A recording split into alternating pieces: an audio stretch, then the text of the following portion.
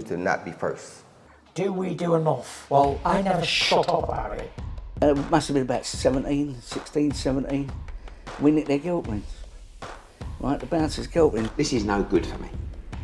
That's the reality. If you want the honest truth, and I see it every day.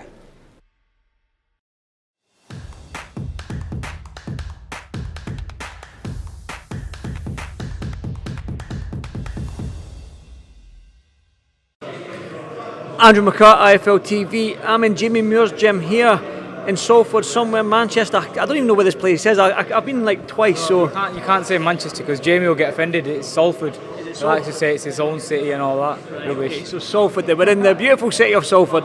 Here with me I've got Aqib Fiaz. Aqib, great fight ahead of you in Reece Bellotti. Now Reece may have all these losses on his record, but he comes to fight and he's fought good opponents in Ray Ford and all these guys. So what kind of fight are you expecting from Reece? Yeah, it's going to be a great fight. You know, it's a fight that I'm really looking forward to. Reece Bellotti is someone I've watched from a young age. You know, seen him on TV. Remember, he's knocking everyone out when I was younger as an amateur. And yeah, it's a good fight, but something that I definitely feel like I'm ready for. Something that I've been calling for really. And yeah, I'm looking forward to a great performance on the night. Commonwealth title on the line, a major step towards that British, then the progression goes on to European and whatnot. So what does that mean to you then? That is for one of the major titles, a Commonwealth title. I mean, you must be ecstatic about that. Oh yeah, massive. You know, buzzing. It'll be my first title, so probably one of the most important ones throughout my career. So I'm really looking forward to it. You know, I can't express how excited I am, but obviously a lot of hard work to do yet. We're working very hard in the gym, loads, constantly. You know, every single day, twice a day. Sorry, just grafting away now. You know, zoned in, working hard, yeah. But hopefully we'll enjoy the night, yeah. Well, I want to go back to your last fight because obviously that shot that put you down was a ferocious shot. And sometimes with young fighters, you don't know how good a young fighter is until he goes through adversity, whether it's dealing with a cut when he goes back to his corner, a knockdown like that. You don't know how good a fighter is until they go through that adversity. And you went through that last fight with that knockdown and you showed real toughness to get back up and finish the fight strong. So, I mean, you needed that, didn't you? Yeah, you know, wouldn't say I needed it, but definitely, you know, it's something that proves to all the people that come out to support me, you know. They all know me anyway, but more to the media and the fans that are there, the normal people who are watching, you know. I'm big on that, you know. I've you know, bundles of heart, bundles of resilience. I won't quit, but it just showed everyone that, and it was exciting, you know. Everyone that was there, you heard the atmosphere in there. It was unbelievable. And it's something that I've always wanted to be, you know, them kind of fights where people are on the edge of the seat, they're enjoying it, it's entertainment, and yeah, you know, that's what it's all about for me. I work so hard in the gym that, you know, nights like that, you know, I can get up and I can fight on you. Maybe the needed it was probably the wrong choice of words, but the adversity type thing to show that you've got that bit inside you that no matter how tough the going gets, you're going to get back up and keep on fighting. That's probably the way I should have phrased it rather than needed to get knocked down with a heavy left hook. But yeah, Reece Bellotti as well. I mean, like I said to you, he's been there and done it. So it is a tough test for you, but it's a test that you need right now because you did get your first stoppage win against Dean Dodge. You went through adversity in your last fight there. So Reece Bellotti is the next progression on in terms of where your career needs to be. Yeah, you know, I feel like I've had, you know, way back to like Ben Fields, my second fight. I was 19, sold, you know, 500-600 tickets. We had a late pull out, you know, and I see that he's fighting for like Commonwealth titles himself in a couple of weeks. So that's my second fight, you know. I've always been ready to step up, always been willing to take risks because I believe in myself and my team believe in me. I work so hard, you know. I keep going back to that, but it's something that I really believe in. More than my talent, more than my ability, I work in my work. I believe in my work ethic. So, you know, that's why I'm taking fights like this, and that's why I'm excited. You know, I really look forward to putting on a dominant performance and looking good.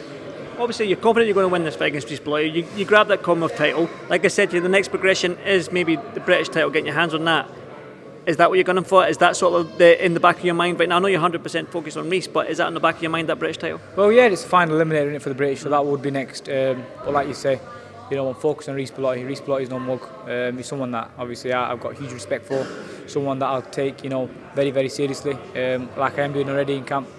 And I look forward to, you know, getting that win and then people really recognising me. Yeah.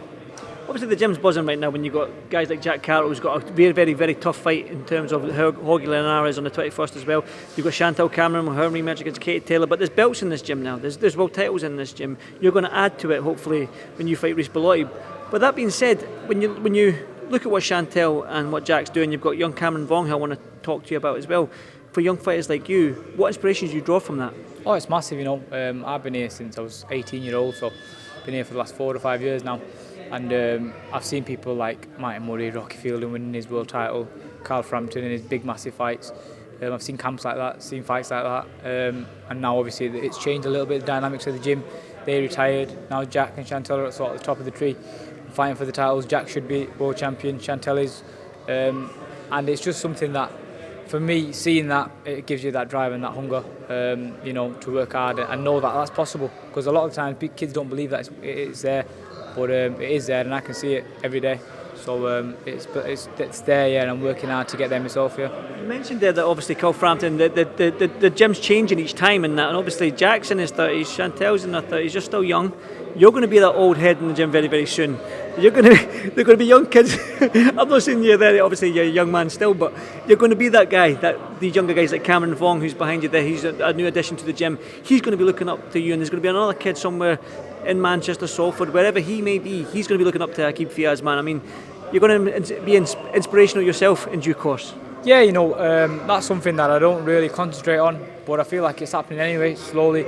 You know, we've got, ever since I turned pro, my little town in Oldham, you know, I have amazing support, like, you know, but ever since I turned pro, there was load of kids around there that wanted to start boxing, start amateur boxing, and so my brother Hassan opened an amateur gym, and every night, not every night, 2 nights a week, because that's all he can manage at the moment, because he's a full-time, you know, he's got a job, full-time in here, he's got his own kids, his own family, so 2 days a week, he has 60, 70 kids in there on every Tuesday and every Friday, and, you know, for me, I don't think I'm the inspiration, I think he's the inspiration for a lot of the kids around our area and our town, but like you say, off the back of me and me turning pro, like you say, like I can see these guys winning world titles, these kids can see me fighting on DAZN and on TV and stuff, so they think if he can do it, I can do it, and which is 100% true.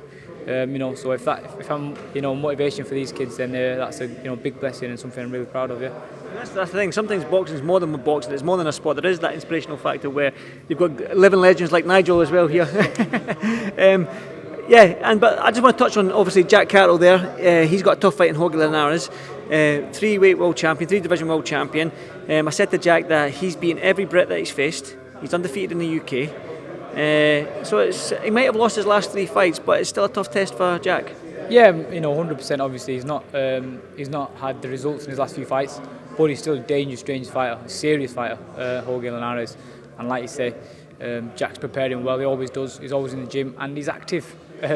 He was saying, me and Jamie were laughing the other day. He's active, you know, for the first time in his career, really. He said that himself, yeah. And he's looking sharp, which you know, it's because of the activity, I think. So I think you're going to see a great performance from Jack, and you know, people will start really recognising him, because I feel like even after the Taylor fight, just because he didn't get the decision, people don't really recognise him as what he should be recognised as. But a win like Linares will be massive for him, yeah.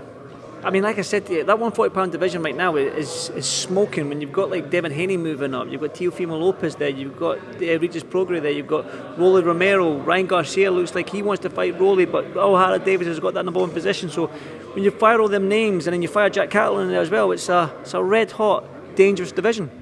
Yeah, you know, it's a big division, but like you say, these days every division's stacked at the moment, innit? Yeah, so obviously, like you say, Jack's just there, you know, you've got to take each fight at a time, and you know, Eddie Hearn's promised him a world title, which I believe he'll deliver, because Eddie does, and you know, he's finally with, like, you know, a team that believe in him and are going to push him and get him regular fights, so it's something that he's needed throughout his career, and I feel like that will definitely pay dividends for him, yeah.